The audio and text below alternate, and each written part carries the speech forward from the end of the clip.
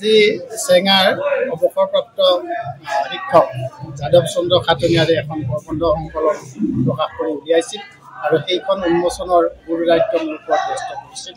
গ্ৰন্থখন উন্মোচন কৰি সঁচাকৈ আহ্লাদিত হৈছোঁ, কাৰণ গ্ৰন্থ উৎসৱ এইটো এটা চিৰদিন জীয়াই থকা এটা উৎসৱ। গ্ৰন্থই মানুহৰ জ্ঞান চকু মেল খুৱাব পাৰে, মন মগজু শৰীৰৰ একাত্মতা বৃদ্ধি কৰিব পাৰে আৰু তেনেকুৱা এটা কামত তেওঁ অৱসৰৰ পিছত হ'লেও নিজকে নিয়োজিত কৰাত তেখেতক মই ধন্যবাদ আৰু শলাগ জ্ঞাপন কৰিছোঁ। মই আশা ৰাখিছোঁ তেওঁ ইয়াত ছাত্ৰ জীৱনৰ পৰা কৰ্মজীৱনৰ সময়লৈকে যিখিনি প্ৰবন্ধ ইয়াত সন্নিৱিষ্ট কৰিছে সেই প্ৰবন্ধসমূহে তেওঁৰ মনস্তত্ব, তেওঁৰ সামাজিক, ৰাজনৈতিক, অৰ্থনৈতিক, ধৰ্ম সম্পৰ্কত তেওঁৰ ধাৰণা প্ৰতিফলিত কৰিবলৈ সক্ষম হ'ব আৰু পঢ়ুৱৈ সমাজে এই গ্ৰন্থখন আঁকোৱালি ল'লে তেওঁৰ শ্ৰম সাৰ্থক হ'ব। গ্ৰন্থখন আচলতে উচ্চ শিক্ষিত পৰ্যায়ৰ পঢ়ুৱৈ যদি পঢ়ে তাক সুন্দৰভাৱে উপলব্ধি কৰিব পাৰিব।